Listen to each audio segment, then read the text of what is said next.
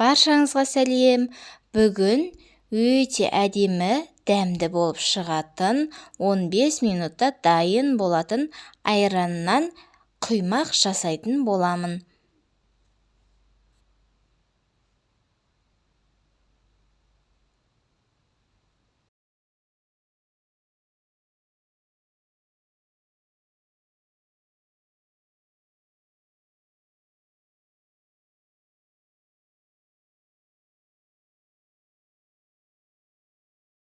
Ендеше құймағымызды бастайық.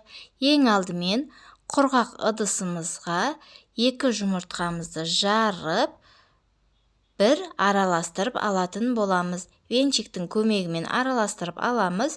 Егер де венчик болмаса, шанышқының көмегімен араластырса да болады.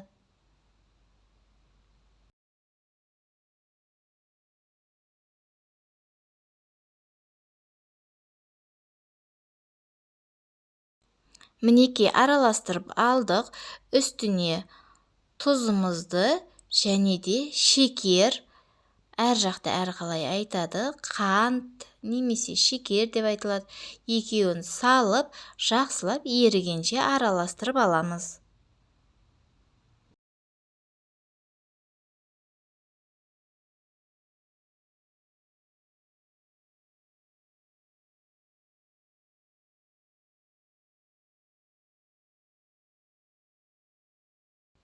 Мінекей араластырып алдық. Осының үстіне айранымызды құйып, тағы да бір келкі масса болғанша араластырып аламыз. Айранымыз салқын болса да бола береді.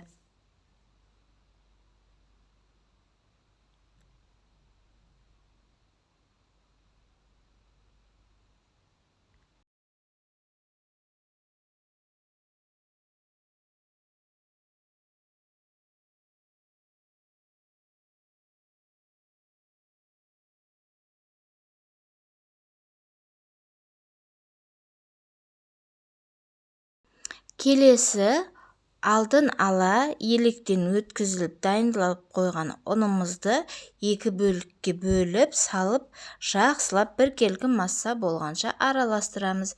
2 бөлікке бөліп саламыз, барлығын бірден салмаймыз.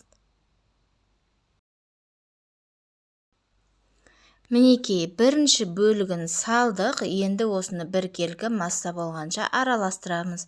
Арасында ұндарыңыз қалып қоймасын.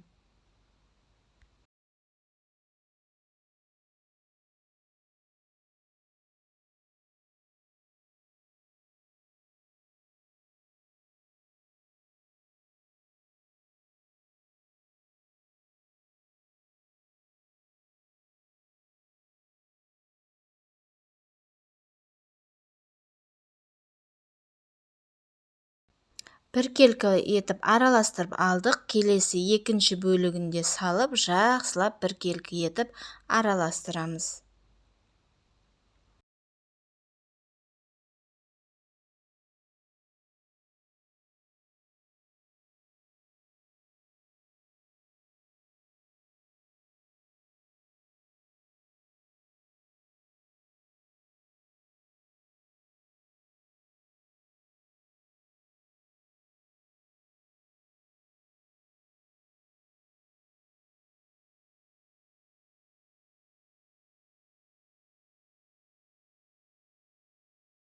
Жақсылап бір келкі болып араластырып алдық. Енді осының үстіне қайнап тұрған ыстық суымызды 3-ке бөліп қосып, жақсылап араластырамыз.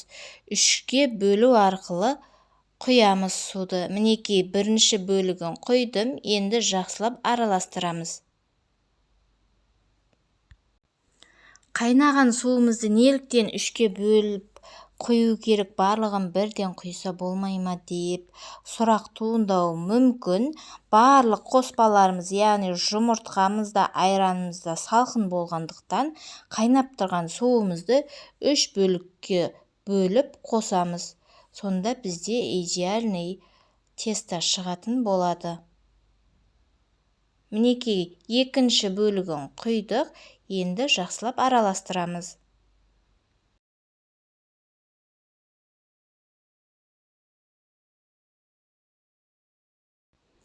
Қайнаған суымыздың ең соңғы, яғни 3-ші бөлігін құйдық. Енді тағы да бір келкім масса болғанша жақсылап араластырып аламыз.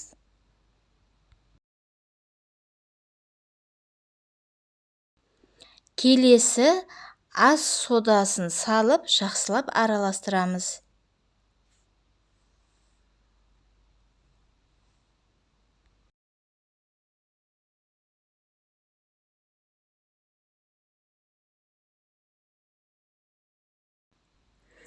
Ең соңында өсімдік майымызды құйып, тағы да жақсылап араластырып алатын боламыз. Егер де массаларыңыз қатты сұйық болатын болса, қосымша аздап ұн қоссаңыздар да болады. Ал егер де массаларыңыз қою болатын болса, онда аздаған қайнаған су қоссаңыздар болады.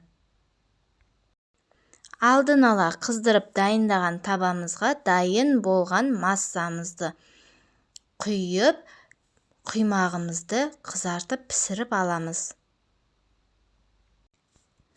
Мен массамызға ешқандай артық зат, ұн не болмаса қайнаған су қосқан жоқпын, себебі менде барлығы әдемі болып шықты. Егер де табаларыңыз қатты жақсы қызып тұрса, құймақты тез-тез пісіріп алуға болады. Мінекей дәл осы видеода көрсетілгендей екінші бетінде аударып қызартып пісіріп аламыз. Өте әдемі, дәмді болып шығады.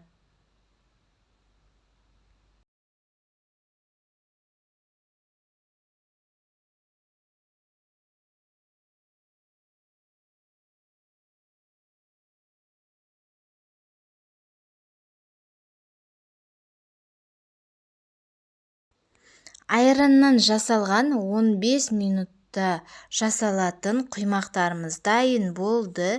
Өте әдемі болып пісіп шықты. Видеоны соңына дейін қарағандарыңыз үшін рахмет. Алдағы уақытта тағы да видео рецепттер шығаратын боламын.